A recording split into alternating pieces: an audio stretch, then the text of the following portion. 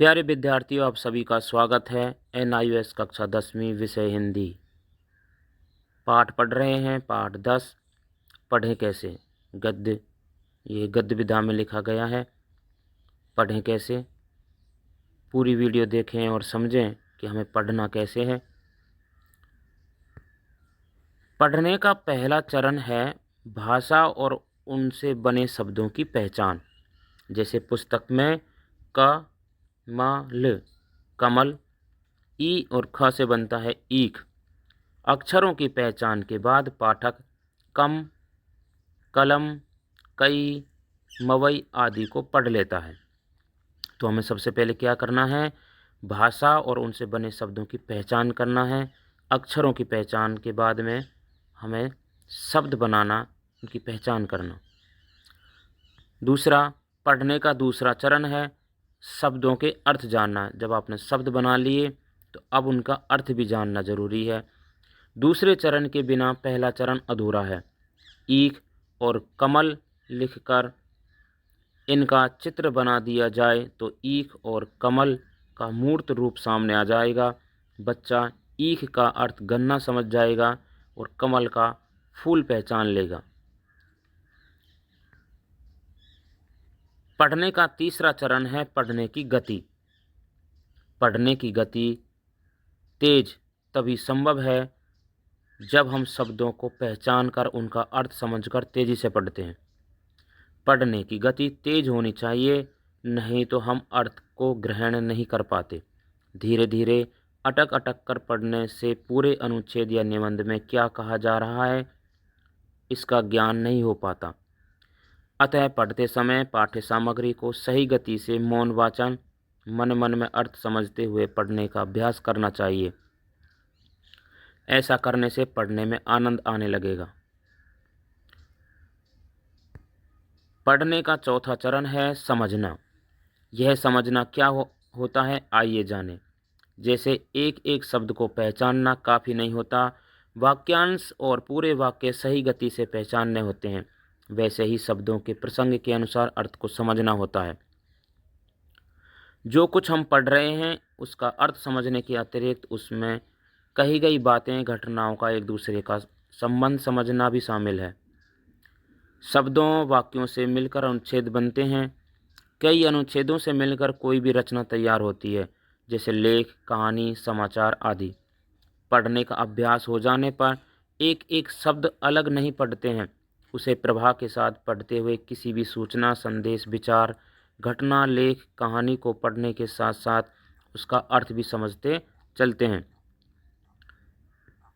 पढ़ने की प्रक्रिया में समझना शामिल रहता है।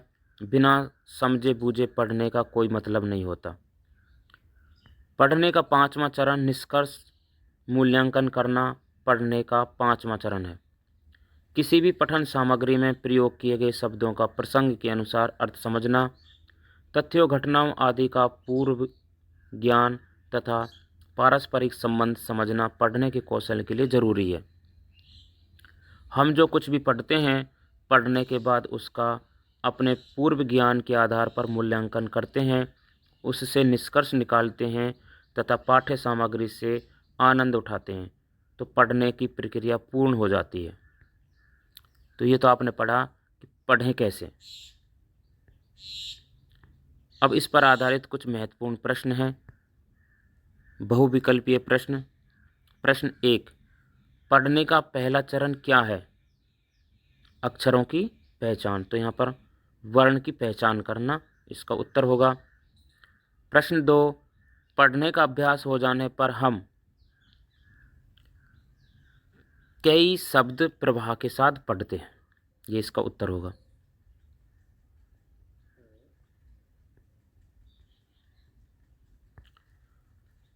प्रश्न 3, सामग्री पढ़ते समय निम्नलिखित में से क्या आवश्यक नहीं है?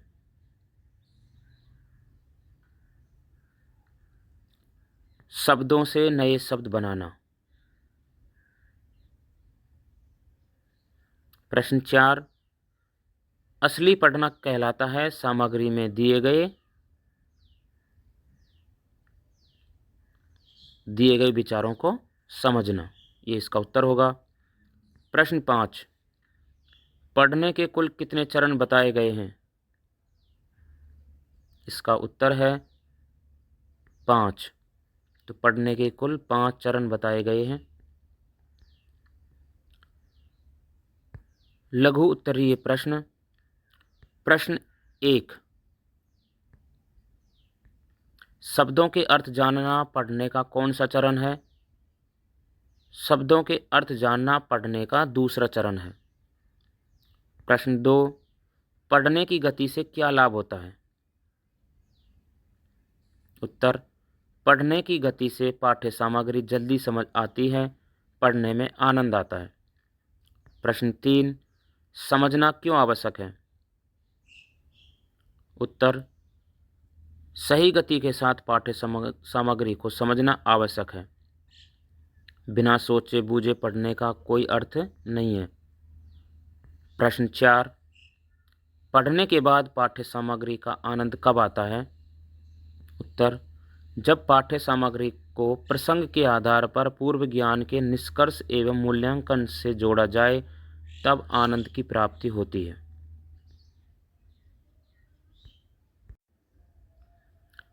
ये पाठ था पढ़ें कैसे, सारांश और उसके महत्वपूर्ण प्रश्न। आप सभी को ये पाठ समझ में आया? इसे बार बार पढ़ें और समझें। धन्यवाद।